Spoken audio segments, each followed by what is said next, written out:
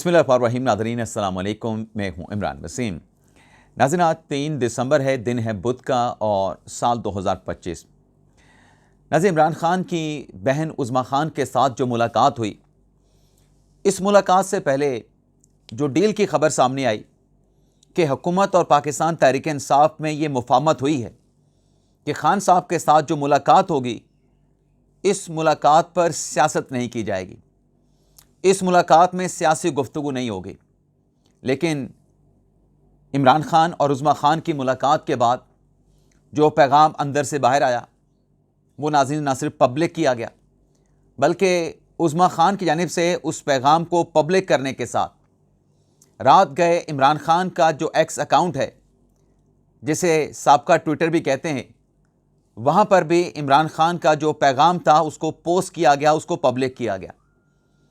तो सबसे पहले तो इमरान खान के इस पैगाम का पोस्टमार्टम करेंगे और दूसरा हम बात करेंगे कि ये जो डील हुई हुकूमत और पाकिस्तान तहरीक इंसाफ के मबैन, क्योंकि अब तो ये पब्लिक डोमेन में आ चुका है कि ये मुलाकात करवाने के लिए जो तहरीक इंसाफ के चेयरमैन हैं बैरिस्टर गौहर अली खान, उनकी जानिब से कोशिशें की गई, उनकी जानिब से राब्ते किए गए और उन राब्तों के नतीजे में उज़्मा खान की भाई इमरान खान के साथ मुलाकात हुई।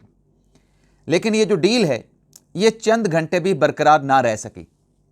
अब हमारे साथी हैं, हमारे दोस्त हैं मुनीफ फारूक, उनकी जानिब से कहा गया है कि ये कैसे मुमकिन है कि बहनें या पाकिस्तान तहरीक इंसाफ का कोई रहनुमा या तहरीक इंसाफ का कोई वकील इमरान खान के साथ अडयाला जेल में जाके मुलाकात करे और वो पानी जो कि फ्रस्ट्रेशन से भरा पड़ा है, इसमें सियासी गुफ्तगू कैसे मुमकिन है कि ना हो सके। नाज़रीन, ऐसा मुमकिन है। मैं मुनीफ भाई के साथ इख्तलाफ करूँगा और मैं बताऊँगा कि ये कैसे मुमकिन है। लेकिन सबसे पहले इमरान खान का जो पैगाम ट्विटर पे, एक्स पे पब्लिक किया गया, उसका पोस्टमार्टम करेंगे। तो नाज़रीन, प्रोग्राम का आगाज़ करने से पहले आपसे दरख्वास्त करेंगे कि चैनल को सब्सक्राइब कर लें, बेल आइकॉन का बटन प्रेस करें, वीडियो पसंद आए तो इसे लाइक और शेयर ज़रूर कीजिएगा। आप नाज़रीन ने भी इमरान खान साहब का जो एक्स पे अकाउंट पब्लिक किया गया है, उसका आगाज़ फील्ड मार्शल आसिम मुनीर के नाम से होता है, उन पर लगाए गए इल्ज़ाम से किया गया है। क्या कहा गया है कि फील्ड मार्शल आसिम मुनीर ज़हनी मरीज़ है। अब यहाँ पे नाज़रीन सवाल ये है पाकिस्तान तहरीक इंसाफ की क़यादत से और इटसेल्फ इमरान खान साहब से कि आप फील्ड मार्शल को ज़हनी मरीज़ कहते हैं। क्या ज़हनी मरीज़ के साथ मुज़ाकरात करना और इस बात पे डट जाना कि मैंने एस्टेब्लिशमेंट के साथ ही बातचीत करनी है, तो जिस ज़हनी मरीज़ के साथ आप बातचीत और मुज़ाकरात के लिए मरे जा रहे हैं, माज़रत के साथ मुझे लफ्ज़ इस्तेमाल करना पड़ा, तो फिर आपको क्या कहा जाए? जिसको आप ज़हनी मरीज़ कहते हैं, आप कहते हैं कि हमने उसी के साथ बातचीत करनी है, अपने मसाइल उसी के सामने बयान करने हैं। दूसरा, इमरान खान साहब ने कहा अपने उस पैगाम में, जो कि उनके किसी मैनेजर की जानिब से, बहनों की जानिब से बताए जाने पे पब्लिक किया गया है कि सियासी लोगों के साथ मेरी मुलाकात पे पाबंदी लगा दी गई। अब नाज़रीन, ये पाबंदी जो है, ये कोई नहीं लगा सकता। मुलाकातों पे पाबंदी कोई नहीं लगा सकता, लेकिन सियासी मुलाकातों पे पाबंदी किसी को सपोर्ट किए बगैर, किसी से इख्तलाफ किए बगैर, ये कानून लगा रहा है, जेल मैनुअल लगा रहा है। और ये जेल मैनुअल इमरान खान की गिरफ़्तारी के बाद या गिरफ़्तारी से पहले नहीं बनाया गया था। ये बहुत दहाइयों से जेल मैनुअल चला आ रहा है। अब इस पैगाम में इमरान खान साहब क्या कहते हैं कि निज़ाम के ख़िलाफ़ अवाम उठ खड़े हों। तो ये कैसे मुमकिन है कि आप अडयाला जेल से अवाम को हुकूमत के ख़िलाफ़ उठ खड़े होने, हुकूमत के ख़िलाफ़, निज़ाम के ख़िलाफ़ बगावत की तरगीब दें और फिर वो आपकी मुलाकातों पे पाबंदी ना लगाएं? ऐसा कैसे मुमकिन है? वैसे यहाँ पे नाज़रीन मुझे याद आया कि रात के व्लॉग में मैंने आपको बताया था कि इमरान खान की बहन उज़्मा खान और सलमान सफदर साहब की मुलाकात हुई। मुलाकात सिर्फ उज़्मा खान की हुई है। अब सलमान सफदर साहब का नाम मैंने कैसे लिया? एक दोस्त की खबर थी, उसने कहा जी कि सलमान सफदर की मुलाकात भी हुई है। और नाज़रीन, अक्सर ऐसा होता है कि जब आप अपनी रिपोर्टिंग से हट के किसी दूसरी की रिपोर्टिंग पे इन्हिसार करते हैं तो फिर ऐसा ही नतीजा निकलता है। कल आपको पता है कि सुप्रीम कोर्ट में जुडिशल कमीशन के 3 इजलास हुए। मैंने अपने एक दोस्त से कहा कि तीनों इजलासों की टाइमिंग अलग अलग है, तुम ऐसा करो कि तीनों इजलास के हम अलग अलग टिकर बनाते हैं, मैं टिकर बनाता हूँ, तो मुझे उनकी टाइमिंग बताते जाओ कि जो सुप्रीम कोर्ट में मुस्तकिल जज लगना है उसकी टाइमिंग क्या है, सिंध हाई कोर्ट में जो मुस्तकिल चीफ जस्टिस लगना है, बलूचिस्तान हाई कोर्ट में जो मुस्तकिल चीफ जस्टिस लगना है उसकी टाइमिंग बताओ। उसी तरीके से जैसे ही जुडिशल कमीशन की कार्रवाई का आगाज़ होगा तो टाइम के मुताबिक कि कौन सा जुडिशल कमीशन का इजलास शुरू हुआ है, हम वो टिकर जो हैं वो शेयर कर लेंगे अपने चैनल के साथ। अब उस साथी ने बजाय इसके कि जो लेटर थे वो लेटर देखने के बजाय उसने न जाने कहाँ से कुछ और ही चीज़ मुझे बता दी, तो वो इजलास ऊपर नीचे हो गया। तो ये भी इसी तरीके से हुआ कि अपनी बात पे के साथ जाने की बजाय मैंने उसकी बात भी साथ में मान ली। लेकिन चलें, ये कोई इतनी बड़ी बात नहीं थी। अब इमरान खान साहब सिर्फ ये नहीं कह रहे कि अवाम उठ खड़े हों, बल्कि इमरान खान साहब अपनी पार्टी के लोगों पर भी मीर जाफ़र मीर सादिक के इल्ज़ाम लगा रहे हैं।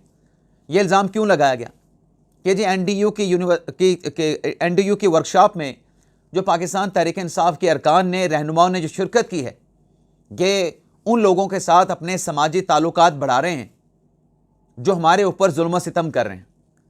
अब नाज़रीन, एनडीयू यूनिवर्सिटी जहाँ पे ये सिक्योरिटी वर्कशॉप होती हैं इस तरह की, ये इदारे की जानिब से करवाई जाती हैं। इसका किसी शख्सियत के साथ कोई ताल्लुक़ नहीं।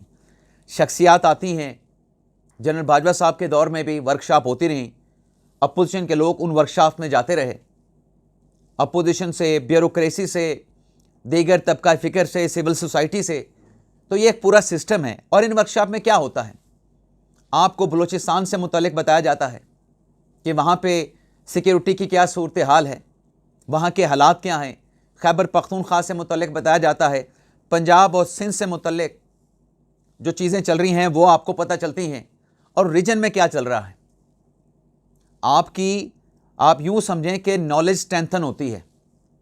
अगर खान साहब की इस बात को मान लिया जाए कि ये मीर जाफ़र हैं, मीर सादिक हैं, कि हमारे ऊपर तो एस्टेब्लिशमेंट जुल्म ढा रही है, तो आपने वहाँ पे एनडीयू की वर्कशॉप में क्यों शिरकत की। वैसे तो जो स्पीकर हैं केपी असम्बली के, सवाती साहब, उन्होंने जो लोग असम्बली के पाकिस्तान तहरीक इंसाफ के नॉमिनेट किए थे, उन्होंने इस बात की वजाहत कर दी है कि क्यों लोग जो है वो एनडीयू में जाते हैं।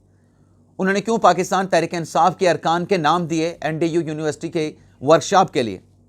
लेकिन खान साहब ने ये जो पैगाम दिया कि ये मीर जाफ़र हैं जिन्होंने शिरकत की है, मीर सादिक हैं, इसका मतलब क्या है कि फ़ौज जो है वो गद्दार है, फ़ौज जो है वो हमारी दुश्मन है, फ़ौज के साथ आपने किसी किस्म का ताल्लुक़ नहीं रखना। अगर खान साहब की ये बात आप मान लें तो फिर तहरीक इंसाफ से भी सवाल होता है, तो फिर सवाल इमरान खान से भी होगा कि भारत के साथ जो पाकिस्तान के ताल्लुकात हैं, भारत की जानिब से जो पाकिस्तान पर 2 मरतबा स्ट्राइक्स की गई, पाकिस्तान पे हमला किया गया, सिविलियंस निहत्ते मासूम शहरियों को नुकसान पहुंचाया गया, पाकिस्तान की सलामती खुद मुख्तारी को टारगेट किया गया, क्वेश्चन किया गया। इसी तरीके से अफ़गानिस्तान की साइड से, अफ़गानिस्तान की सरजमी इस्तेमाल करके जो पाकिस्तान में, खैबर पख्तूनख्वा में, बलूचिस्तान में, मुल्क के दीगर इलाकों में, शहरों में, हिस्सों में जो दहशतगर्दी के वाक़यात होते हैं, तो आप तो कहते हैं कि आपके लोग जाके इंडिया के टीवी पे बैठें, आपके लोग कहते हैं कि अफ़गानिस्तान के साथ बातचीत करें, उनके साथ मुज़ाकरात किए जाएं, तो फिर ये कौन सा किरदार है। इसको भी क्या मीर जाफ़र मीर सादिक कहा जाए। भारत की तरफ से प्रॉक्सीज़ को एक्टिवेट करके अफ़गानिस्तान की साइल को इस्तेमाल करके पाकिस्तान के इस्तेहकाम को टारगेट किया जा रहा है, पाकिस्तान की सालमियत खुद मुख्तारी को टारगेट किया जा रहा है, तो इस पे आप उनके साथ ताल्लुकात बढ़ाने की बात करते हैं। आपके पार्टी के लोग जाके इंडिया के चैनल पे जाके बैठते हैं, जबकि इंडिया वाले हमारे पाकिस्तान के किसी चैनल पे बैठना तो दरकिनार, हमारे साथ बातचीत करना तो दरकिनार, हमारे लोगों के साथ, हमारे खिलाड़ियों के साथ हाथ मिलाने के लिए तैयार नहीं। इसको फिर क्या कहा जाए। तो ये भी तो फिर पाकिस्तान तहरीक इंसाफ और उनकी क़यादत मीर जाफ़र और मीर सादिक का किरदार अदा कर रही है। और फिर इमरान खान साहब ने तारीफ़ की अपने पैगाम में सोहेल अफरीदी साहब की कि वो डट के खड़े हैं, मुज़ाहमत की सियासत कर रहे हैं। अब सोहेल अफरीदी साहब ने जितनी मुज़ाहमत की सियासत की है, उस मुज़ाहमत की सियासत को अगर आप उसका एनालिसिस करें, तहरीक इंसाफ को या इमरान खान को क्या फ़ायदा हुआ, या कौन सा तीर जो है वो सोहेल अफरीदी साहब ने चला लिया है, मार लिया है। कुछ भी तो नहीं बदला फिर।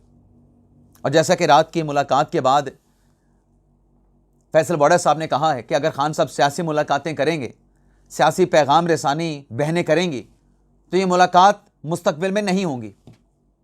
ठीक है, जो डील हुई थी, बैरिस्टर गौर साहब ने जो यकीन दहानी करवाई थी, बैरिस्टर गौर साहब कहते हैं कि हमने जो कुछ भी किया, हम जहाँ पर भी खड़े हों, हम इमरान खान के लिए कर रहे होते हैं। लेकिन जो यकीन दहानी उन्होंने कराई, उसके बाद जिस तरीक़ा का ये पैगाम आया है, तो क्या आगे ये मुलाकातें चल पाएंगी? इनमें हो सकता है रुकावट आ जाए फिर। और फैसल वाडा साहब ने यही बात कही है। अब फैसल वाडा साहब का ताल्लुक़ किस कबीले से है वो आप समझ सकते हैं, मुझसे ज़्यादा बेहतर जानते हैं। और इस मुलाकात में नाज़रीन एक और चीज़ भी हुई है। खान साहब ने अपनी पॉलिटिकल कोर कमेटी को ख़त्म कर दिया है।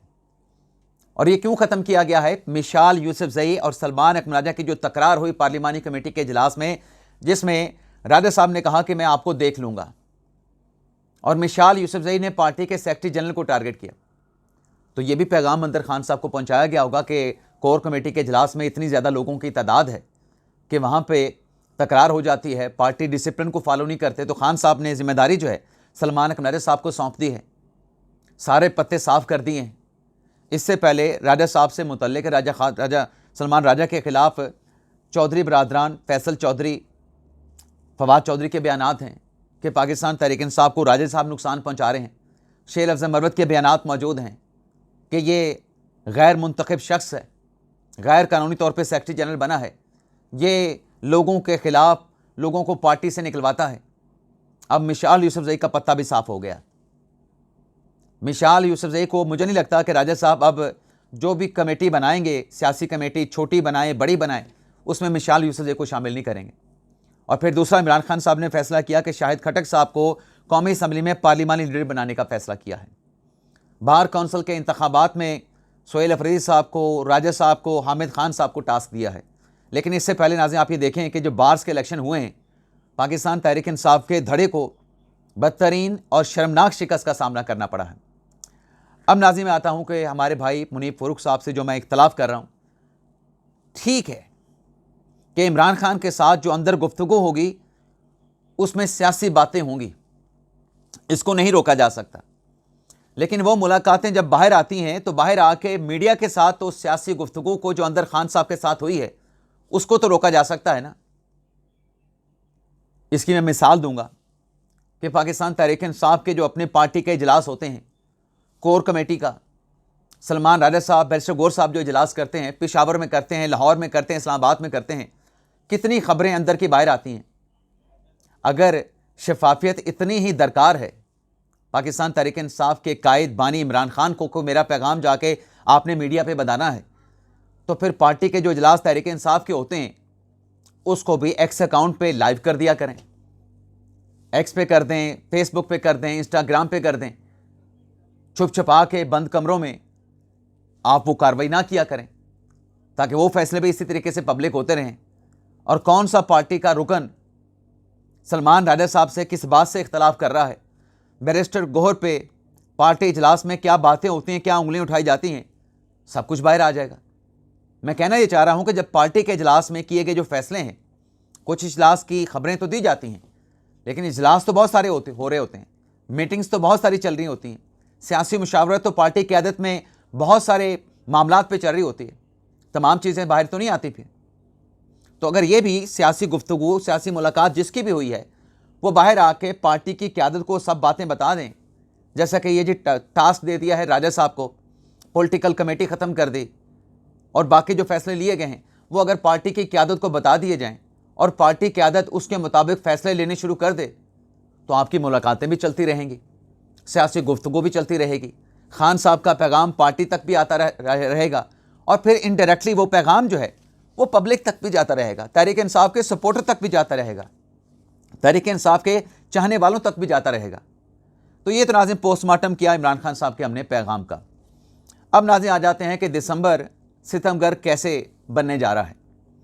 नाज़रीन GHQ रावलपिंडी हमला केस में कल की खबर है, ATC अदालत रावलपिंडी ने पाकिस्तान तहरीक इंसाफ के 18 नामवर रहनुमाओं को, जिसमें उमर अयूब साहब हैं, शिबली फराज साहब हैं, जरताज गुल साहबा हैं, अहमद चट्टा साहब हैं, राय हसन नवाज साहब हैं, न जाने कितने नाम हैं, 18 लोगों को इश्तिहारी करार देने की जो कार्रवाई है उससे बढ़ाते हुए अब इनकी प्रॉपर्टीज़ को भाके सरकार जब्त करने का हुक्म दे दिया है कि इन तमाम लोगों को जो अदालत में बार बार नोटिस के बावजूद पेश नहीं हो रहे हैं, अदालत में अपनी हाजिरी को यकीनी नहीं बना रहे हैं, इनकी प्रॉपर्टीज़ को जब्त किया जाए, जब्त करके फर्दर कार्रवाई की जाए।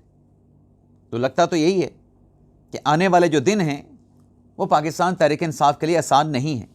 पाकिस्तान तहरीक इंसाफ की क़यादत के लिए दिसंबर भी गर्म होगा और शायद जो अगला साल है वो भी सितमगर होगा। इजाज़त चाहते हैं नाज़रीन, अल्लाह हाफ़िज़।